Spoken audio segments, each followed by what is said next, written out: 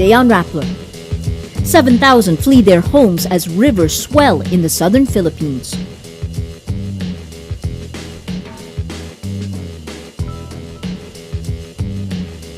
Senator Santiago challenges Senate President Enrile's selective gift-giving from Senate funds.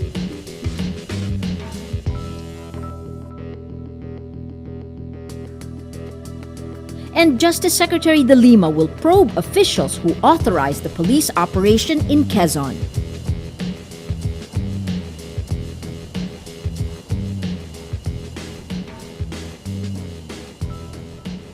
Hello, I'm Maria Ressa. Welcome to Rappler, your social news network. Rivers rise as rain falls from a potential storm in the southern Philippines Friday, forcing more than 7,000 people to flee their homes. The low-pressure area brings heavy rain to the Caragao region in Mindanao, an area reeling from Typhoon Bofa called Pablo in the Philippines. The Adlayan and Hubang rivers, both in Agusan del Sur, overflow. In Butuan, the Agusan River rises to 2.8 meters above sea level, prompting the local government to raise Alert Level 3. Most evacuees, 1,628 families, come from Butuan. The National Disaster Risk Reduction and Management Council says it remains on red alert because of the low-pressure area. NDRRMC recently announced the resignation of its head, retired Army General Benito Ramos. Ramos says he's resigning to take care of his ailing wife. That takes effect February 1. State Weather Bureau Pagasa warns against rain in Davao Oriental and Compostela Valley, the two provinces hardest hit by Pablo in December 2012. Senator Miriam Santiago challenges Senate President Juan Ponce Enrile's arbitrary gift-giving from the Senate's savings. But the senator says she might be called to duty at the International Criminal Court anytime, where she was elected as a judge in December 2011. She calls on lawyers' groups to challenge Enrile in court. On Thursday, Enrile dares critics to sue him if he violated the law in selectively giving additional operating funds to all senators except 4. Enrile only gave Santiago and Senators Pia Cayetano, Alan Peter Cayetano, and Antonio Trillanes 850,000 pesos each by December. 18 other senators got 1.6 million pesos each. Santiago questions the constitutionality of Enrile's move, saying the Commission on Audit should define the meaning of savings to avoid abuse. COA says it is within Enrile's authority to decide how to use Senate savings. Justice Secretary Laila De Lima says the National Bureau of Investigation will probe officials who authorized the operation in Atimonan, Quezon. 13 people, allegedly members of an illegal drugs and robbery gang, were killed by police Sunday. The incident was initially reported as a shootout. The reports it was a police operation codenamed Coplan Armado that targeted Victor Seaman, who is allegedly involved in illegal gambling. The Presidential Anti-Organized Crime Commission allegedly authorized the operation. De Lima says the NBI will check whether PAOCC Executive Director Reginald Villasanta and Executive Secretary Paquito Ochoa had given it their approval. The two deny they had green-lighted the operation. Quezon Police Chief Senior Superintendent Valeriano De Leon also denies he knew anything about the operation. Commission on Elections Chair Sixto Brillantes Jr. says President Benigno Aquino does not need to apply for an exemption from the gun ban during elections because he leads the armed forces of the Philippines. Brillantes says it's a given that Aquino is excluded from COMELEC Resolution number 9561, which prohibits anyone from carrying a gun during the election period. The ban takes effect Sunday. Aquino applied for an exemption Thursday for the revolver he uses for target shooting. Rappler's editor-at-large, Marites Vitug, talks about the challenges facing Akbayan Party List Representative Kaka as she assumes her role as caretaker of Dinagat Province, the home of a powerful cult group. Here's her video blog. Amid the brouhaha over Party List Representative Kaka designation as caretaker of Dinagat Province, a more serious question arises. Can a reform-minded politician make a difference in a closed society using a traditional tool of patronage, the pork barrel? Bagao faces a tough challenge. For almost 50 years, the Ecleos have dominated the politics of Dinagat, one of the poorest provinces in the country. They used religion and patronage to entrench themselves. The charismatic Ecleo patriarch, the late Ruben Sr., founded the Philippine Benevolent Missionaries Association. Most of the province's residents belong to this cult and are loyal to the Ecleos. Baga received 137 million pesos in development funds for the province. Much later, she decided to run for Congress against a member of the Ecleo family, Gwendolyn, who is mayor of Dinagat, one of the towns in the island province. Baga has allied herself with Jade, the vice governor who has openly parted ways with her mother Glenda, the governor, and her siblings who hold various elective posts in the province. Jade styles herself as a leader who will say no to excesses, referring to her mom's 350 million peso fairy tale castle at the peak of the province.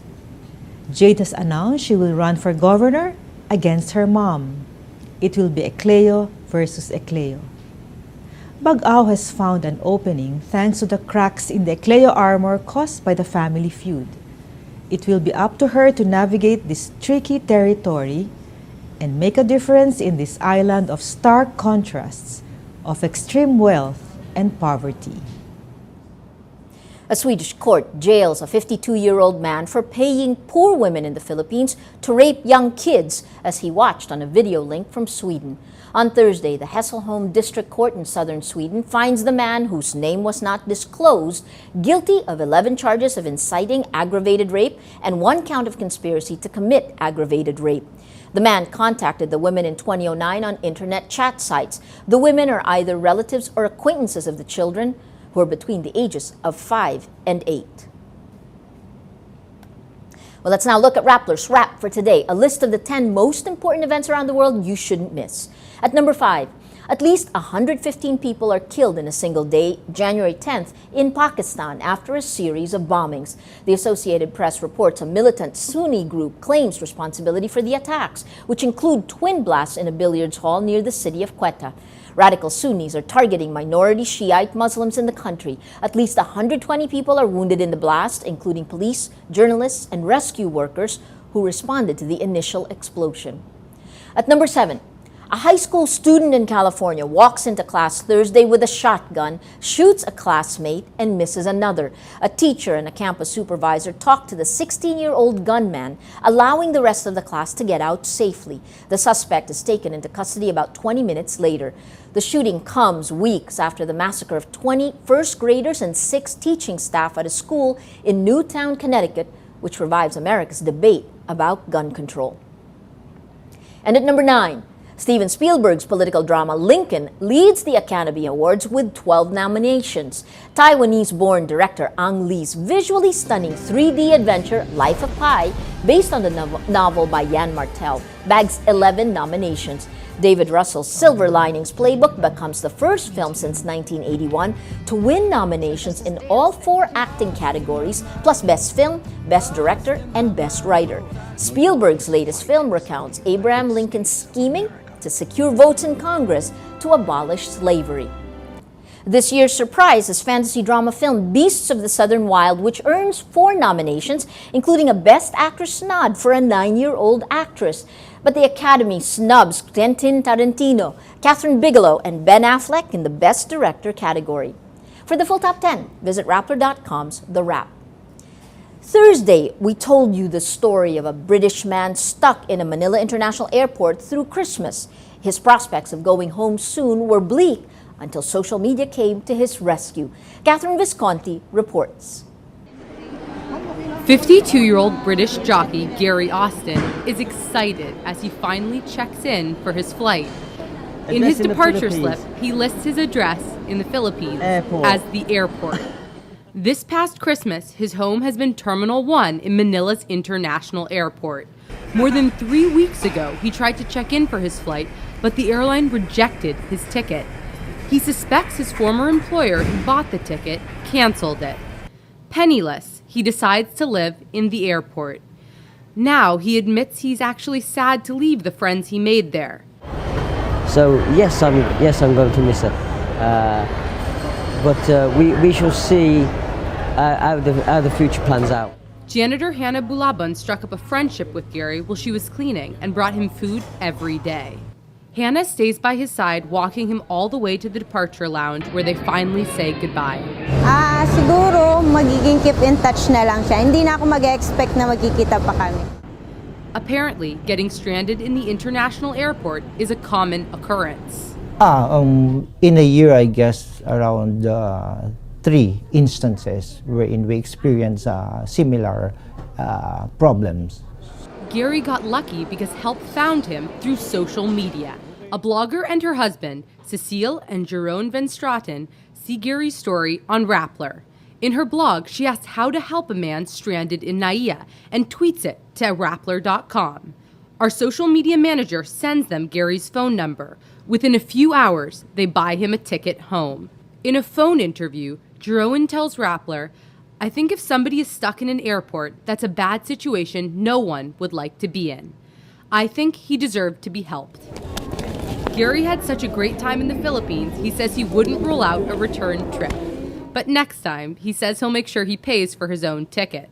Catherine Visconti, Rappler, Manila. Every story on Rappler has a mood meter which gives you 8 emotions to choose from. Click how you feel and your vote comes down to the mood navigator in the middle of the front page, which crowdsources the mood of the day. It also gives you the top 10 stories which have gotten the most votes on the mood meter. If we take a look today, the last story you just saw, a ticket home for man stuck in Manila's International Airport. You have 55% happy, 24% inspired, 12% amused, and 3% sad. Still, today's top stories, if you take a look, the major story that's gotten the most number of votes on the mood meter, UST cancels the senatorial forum over the RH issue. This was supposed to take place today. 85% angry, contributing to the mood of the day. Today, most people are angry. Well, that's Rappler's newscast for today, Friday, January 11, 2013. Visit Rappler.com and watch our newscast Monday to Friday. Tell us how you feel on our mood meter and help us crowdsource the mood of the day. I'm Maria Ressa.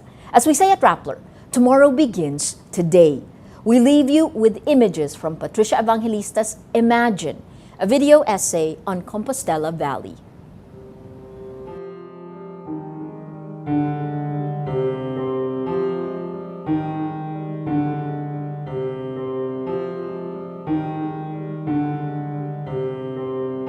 We'll take you down a road, down many roads, along banana fields and painted houses. One day a storm came, the storm to end all storms, the first storm for many. They say it was a black wind. They say the water raged.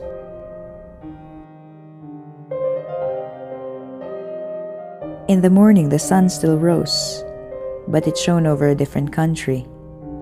The sky was still blue, the fields were still green, but the houses were broken, every roof gone, while coconuts hid their dead. We can tell you their names. Not many, not even most. Many of the dead are lost, while the living still search.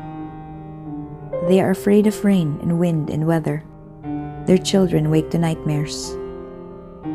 One day the world was theirs, the next it ended. They are farmers, teachers, fishermen, and they know they might never be again.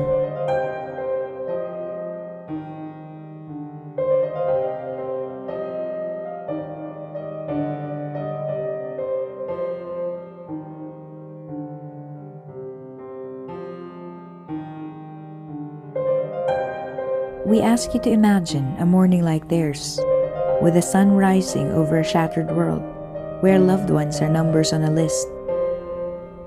And the only dream left is the dream to live.